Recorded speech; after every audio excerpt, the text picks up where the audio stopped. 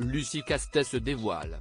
La candidate pour être première ministre suite à la démission de Gabriel Attal et au résultat des élections législatives était encore inconnue aux yeux des Français, il y a encore quelques semaines. Ce mardi 6 août, dans les colonnes de Paris Match, l'économiste a donc décidé d'en dire plus sur elle et en a profité pour s'exprimer sur son homosexualité. Je souhaite trouver un équilibre entre protéger ma famille, ma femme et notre enfant, et dire qui je suis, a-t-elle sobrement déclaré.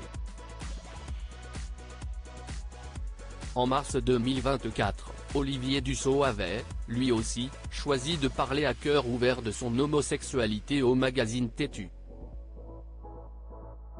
Je peux vous assurer que dans les insultes que je reçois depuis quelques semaines, nombreuses sont les remarques homophobes, a déploré l'ex-membre du PS, dont la vie privée n'est ni un secret, ni un sujet à ses yeux. Si les coming out médiatiques des politiciens font toujours parler, l'écho aurait toutefois été bien plus important il y a quelques années.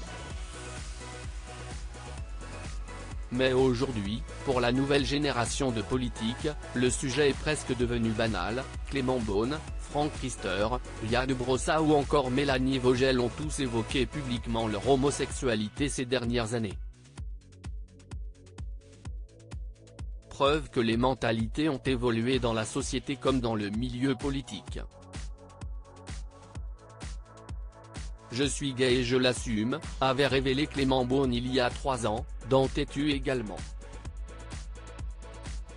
Aujourd'hui cela paraît banal de le dire, mais ce n'est pas une évidence. Les coups, la violence, le rejet, ça existe en 2020, rappelait toutefois l'actuel ministre des Transports. Pour son collègue Gabriel Attal, l'épisode a été plus violent. Il a d'abord vu Juan Branco, son ex-camarade de classe, outer sa relation avec Stéphane Séjourné, avant d'en parler publiquement. Florian Philippot a de son côté été outé par Closer en 2014. Mon homosexualité n'est pas un problème. Je suis un homme moderne, je vis au XXIe siècle, dira-t-il 2 ans plus tard.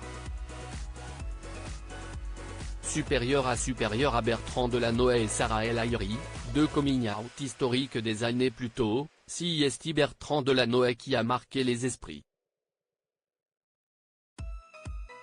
Alors qu'il vise la mairie de Paris, le socialiste ose révéler son homosexualité dans l'émission Zone Interdite, en novembre 1998. Un devoir de solidarité envers les homos, estime-t-il, 1 an avant que le Pacs ne soit voté. J'aimerais que le citoyen s'en foute, conclut alors celui qui devient le premier homme politique d'envergure à en parler publiquement. Il sera suivi par des visages bien connus de la sphère politique, comme Roger Carucci, Frédéric Mitterrand, Jean-Jacques Ayagon ou encore Sarah El Haïry, première ministre à sortir du placard.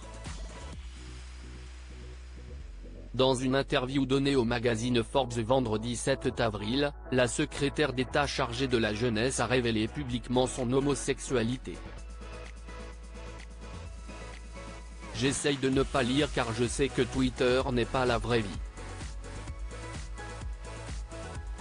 Mais quand ma famille ou ma compagne sont touchés, oui, ça me fait de la peine, a-t-elle déclaré alors qu'on l'interrogeait sur le harcèlement moral qu'elle subit sur les réseaux sociaux. En faisant mention de sa compagne, Sarah El Haïry a emboîté le pas à d'autres membres du gouvernement qui ont, comme elle, récemment fait le choix de parler de leur vie sentimentale dans les médias. Un geste courageux, notamment face à la hausse de violences homophobes recensées cette année. Article écrit en collaboration avec 6 médias Crédit Photo, Abaka.